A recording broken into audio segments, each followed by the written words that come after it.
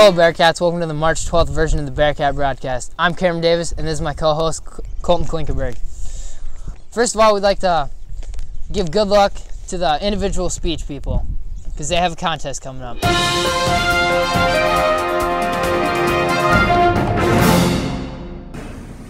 Breaking news. Saturday's state speech has been canceled along with Model UN. Now let's go to my story about the individual speech team. Individual speech competed at a district contest on Saturday in Charles City. They had 22 entries. Half of the group is going to state. Some of the kids going to state are Ella Shell, David Crow, Lydia Quitter, Cara Van Genderen, Grace Fleming, Riley Engelhardt, Mason Ford. The categories are varied, but some are spontaneous speakers, improv, solo, musical theater, radio news, and more. Now let's go to Colton's story about welding.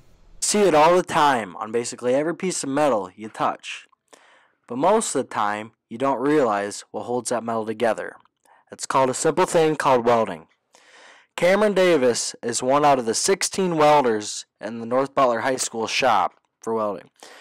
We hope to get more equipment because there's only 4 booths for welding. He has been welding for a little over a year, and his favorite part about welding is making cool stuff and seeing what you can all make. What are some typical weld joints? So some typical weld joints you have are edge joints, corner joints, lap joints, butt joints, and a T-joint.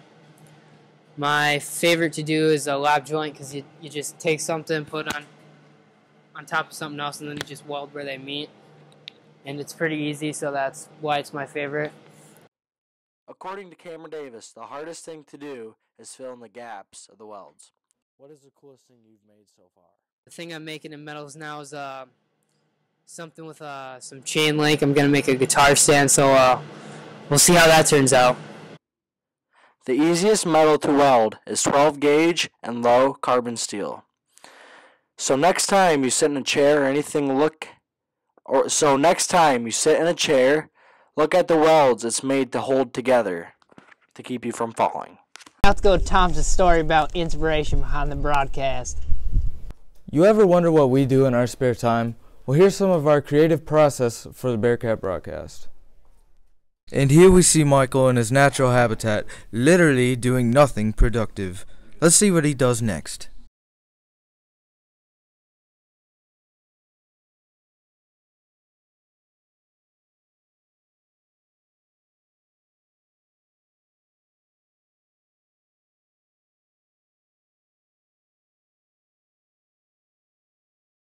Looks like he made a mistake there. Really? It looks like that's all we have time for.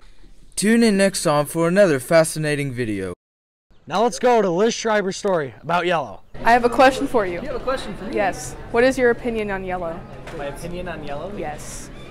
My opinion on yellow is that it should be Justine's next hair color. Yes. Very bright. What he has to say? Come here, Mr. C. Come here. I got text. It's a simple question. Okay. What is your opinion on yellow? Yellow is a beautiful color, one of my top 5 favorites, so I really enjoy yellow. Mr. McAlpine. Yes. Swivel. No, you're coming here. Because we have an important question to ask. Yes.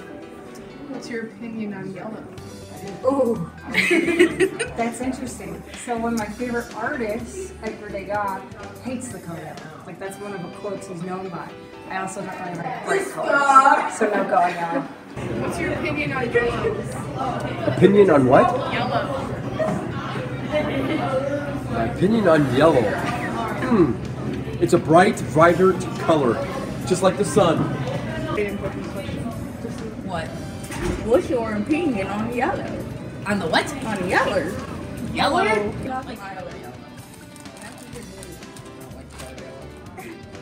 Too bright. Yellow? Yes, it's my favorite color.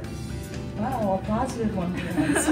Everyone else is like, and they're like, we hate it, it's too bright. No, I like it. It makes me happy. It's the boom makes it really get that far. Why are you trying to interview me? Because. Alright, Mr. Goodrich. What is your opinion on the color yellow? Well, I think it fails miserably when it comes to the color blue. But blue and yellow do make green, which is a favorite, so I guess it's okay.